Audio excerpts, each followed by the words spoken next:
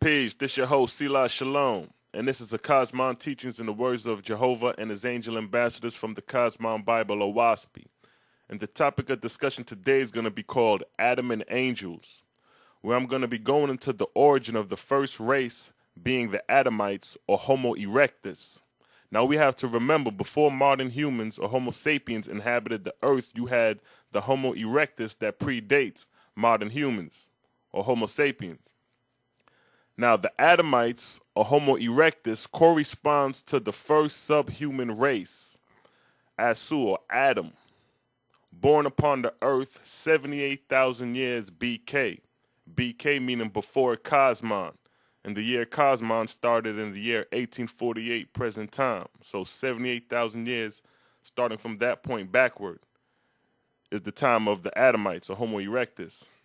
Now, this race, the Adamites, didn't have self-consciousness and was not immortal. Only by the crossbreed of the angels with Adam was the new race possessing both body and soul giving birth. Then self-consciousness, or I am conscious, came into existence, and not before that time. And it is these two origins that I'm going to be talking about: the Homo-ERECTUS, or the Adamites of earth, and the angels of the heaven that came to the earth in that day. Now we're going to move into the creation of the first race of males and females born of the dust and mist of the earth 78,000 years before Cosmon. Now in the book of Jehovah, chapter 6, verse 11, it states, "Out of Simu I made man, and man was but as a tree, but dwelling in Hak, and I called him Asu, or Adam."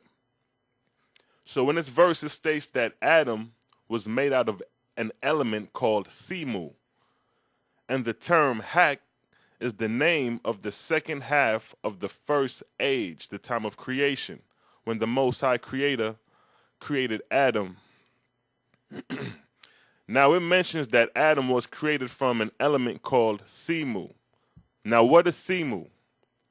Well, in the book of Jehovah, chapter 5, verse 4, it states, "Let a sign be given to man that he may comprehend Simu, when the earth and the shores by the waters, and the waters also, were covered over with commingled atmosphere and corporeal substance.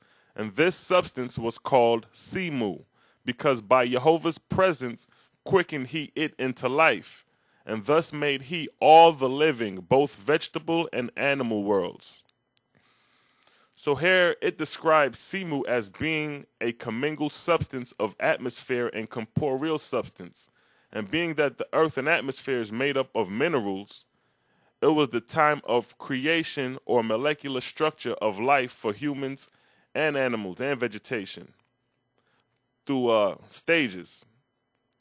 And in the King James Bible, it mentions that a mist covered the earth before the creation of Adam, where it states in Genesis chapter 2, verse 6 and 7, "But there went up a mist from the earth and watered the whole face of the ground.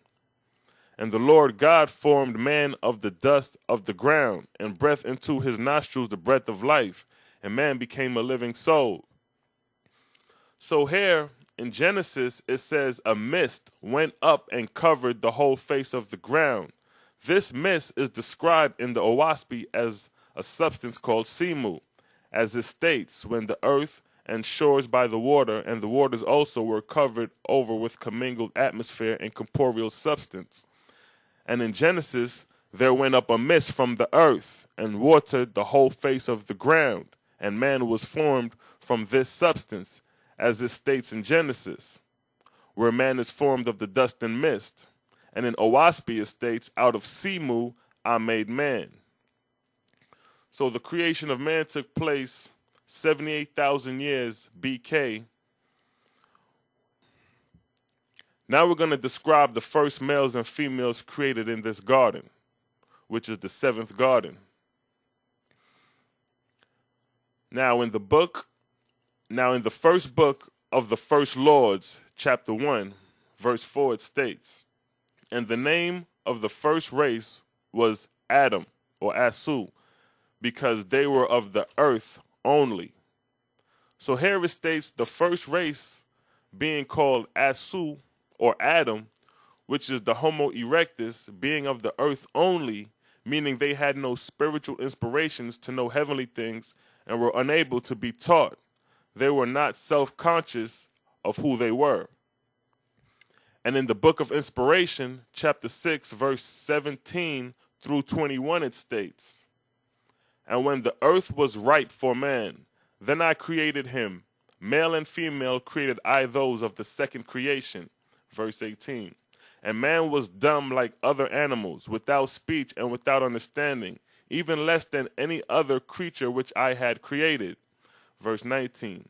"Nevertheless, I had given to man, and thus made him out of the dissolved elements of every living thing that had preceded him." Verse 20. "And man partook of the first and second creation. After the manner of every animal on the earth, so created I man with all the characteristics of all of them. So created I him, male and female created I them." Verse 21. "And man was unconscious of his creation, not knowing whence he came, nor knew he which was his own species." So here, these verses describe the nature of the first males and females, the Homo erectus, or Adamites. As it states, the first race was without speech and was unconscious of who they were. And such was the beginning of the first races of males and females. So humans were not created with intelligence as some people believe.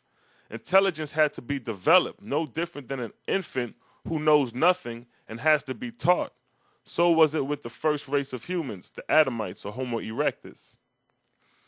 Now in the first book of the First Lords, chapter 1, verse 1, it states, "In the beginning God created the heavens of the earth, and the Lord made man upright, and man was naked and not ashamed. Neither knew man the sin of incest, but he dwelt as the beasts of the field." So here again it shows the nature and condition of the first males and females, the Homo erectus, or the Adamites, being naked and not ashamed. Neither did they walk upright but hunched over with knees bent. And they intermarried with each other, for they did not know about incest. So the first race was not an intelligent race of beings, but a primitive race with no conscience of their own creation. And such was humans in the beginning, or the first race. No different than an infant child who knows not who he or she is and has to be taught and told of who he or she is. So for 6,000 years did the Homo erectus live in this manner without self-consciousness. Now we're going to talk about the angels of heaven that came in that day. Now in the book of Jehovah, chapter 8, verse 16 through 18, it states, "And Jehovah caused the angels of atmosphere to assemble together and organize the first kingdom of the heaven of the earth. And the place was called Horeb, because it was the place of the first organic abiding place for the first God of this world." Verse 17. "And Horeb was situated over and above the mountains of Aoten in Ugaqua, to the eastward of Uel, of that country hereafter called the continent of Pan." Verse 18. "And thus ended the inorganic inhabitation of the earth and her heavens." So here, this verse reveals the angels that organized the first heavenly kingdom in the heavens of the earth called Horeb, meaning the first organic abiding place for the first God. And it gives mention of the locality of this heavenly kingdom being above the continent formerly called Pan, and some call it Lemuria, which was located above the Pacific Ocean. And this took place during the time of the Homo erectus, or Adamites, when the earth was traveling in the arc of